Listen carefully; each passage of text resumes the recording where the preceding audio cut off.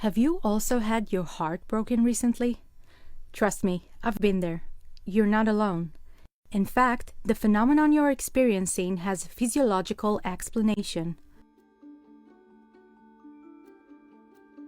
A study by Stanford University's School of Medicine found that people in love have extremely high levels of dopamine in the brain, which is responsible for their good mood.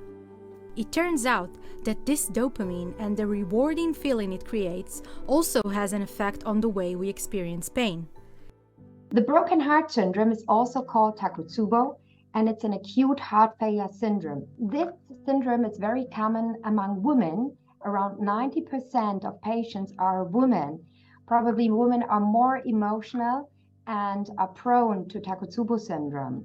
It turned out that the limbic system in the brains of patients with broken heart syndrome has a low level of connectivity.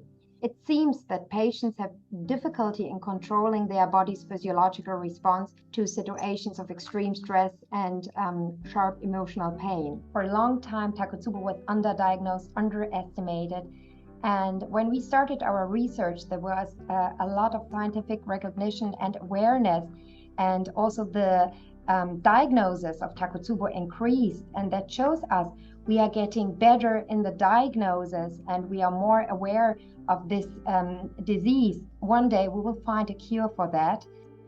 Researchers show that the area of the brain called the anterior cingulate ridge responds to the sensation of physical pain and also responds to mental pain. When psychologists ask research participants to rate types of mental pain, comparing them to other physical pain, the mental pain post-breakup was described as equal in intensity to giving birth without painkillers or the suffering associated with chemotherapy.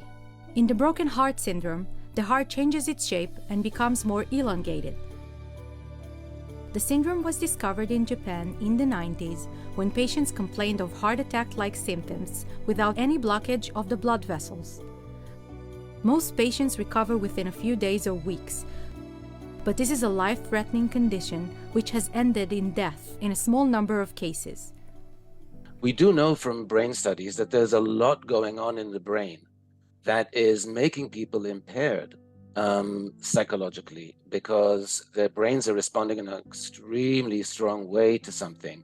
And when they are going and spending time looking at all the pictures and looking at social media and doing things that are causing them pain, it's because they feel very driven internally to do that. And if you don't know that that is an incorrect impulse on your part and you indulge it, you will constantly, when it comes to heartbreak, you will make the pain worse, you will extend the recovery, you will make everything more complicated and more difficult unless you know that you need to disengage the autopilot and make decisions that feel very, very counter to what you're feeling in the moment. The risk of the pain of heartbreak, the risk of going through the terrible experience of it, because it's a really terrible experience for most people, there's no way around it, because if you want to truly love, you are truly risking heartbreak. There isn't one without the other, because love registers in our brain like addiction in many kinds of ways. And if you want to become, quote unquote, addicted to someone, that is to fall in love with them, and I know I'm using the least romantic term as possible, but in terms of the brain's not a romantic, it's just how it registers that.